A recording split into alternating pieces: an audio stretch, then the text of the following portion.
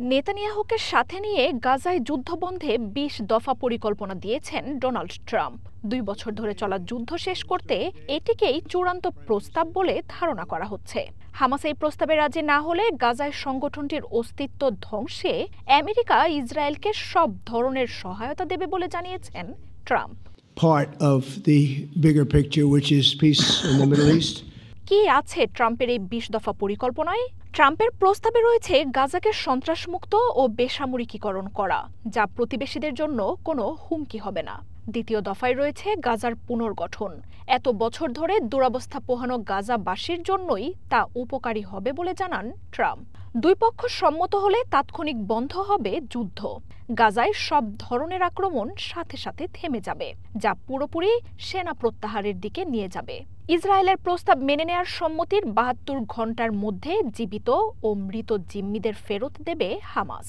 জিম্মিরা ফেরত যাওয়ার পর আজীবন কারাদণ্ডপ্রাপ্ত ২৫০ ফিলিস্তিনি বন্দীসহ আরও ১৭০০ জনকে মুক্তি দেবে ইসরায়েল। সব জিম্মি হস্তান্তর হলে অস্ত্র ত্যাগ করে শান্তিতে বাস করতে চাওয়া হামাস সদস্যদের ক্ষমা করে দেয়া হবে। যেসব হামাস সদস্য গাজা ত্যাগ করতে চান তাদের নিরাপদে সরে যাওয়ার পথও করে দেয়া হবে। চুক্তি মেনে নিলে গাজায় সাথে সাথে সম্পূর্ণ দাতব্য সহায়তা সরবরাহ করা হবে।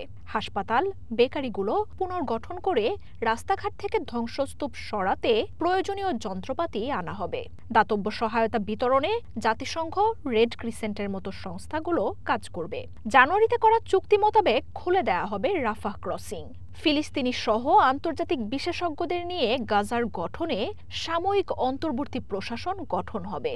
এই শাসন ব্যবস্থা দেখভালে আমেরিকার প্রেসিডেন্ট ট্রাম্পের নেতৃত্বে গঠন হবে বোর্ড অব পিস, যেখানে সাবেক ব্রিটিশ প্রধানমন্ত্রী টনি ব্লেয়ার সহ আরও রাষ্ট্রপ্রধান যুক্ত থাকবেন। ফিলিস্তিনি কর্তৃপক্ষের সংস্কার শেষ না হওয়া পর্যন্ত দায়িত্বে থাকবেন তারা।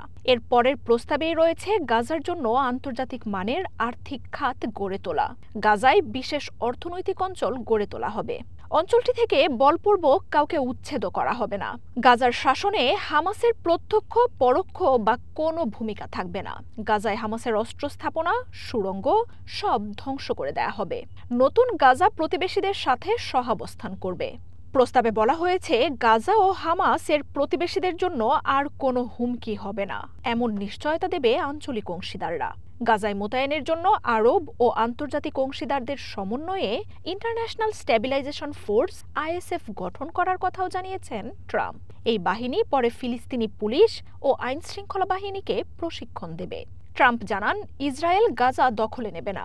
ISF নিয়ন্ত্রণ ও স্থিতিশীলতা প্রতিষ্ঠার পর ইসরায়েলি বাহিনী অঞ্চলটি ত্যাগ করবে।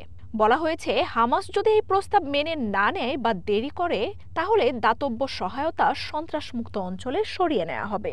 ইসরায়েল ও ফিলিস্তিনের মধ্যে ধর্মীয় বিভেদ ও মতবিরোধ দূর করে সহাবস্থান নিশ্চিতে সংলাপের কথাও জানিয়েছেন ট্রাম্প। এই সব শর্ত পূরণ ও প্রয়োজনীয় সংস্কার শেষ হলে তা চূড়ান্তভাবে ফিলিস্তিন রাষ্ট্র গঠনের দিকে নিয়ে যেতে পারে।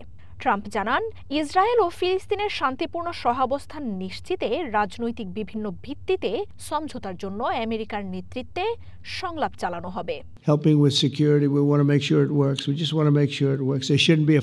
তবে গাজা কিভাবে শাসন হবে, প্রতিনিধিদের কিভাবে বাছাই করা হবে, ইসরায়েল কখন অঞ্চলটি ছেড়ে যাবে, তার কোনো সুনির্দিষ্ট সীমা এই প্রস্তাবে উল্লেখ করা হয়নি।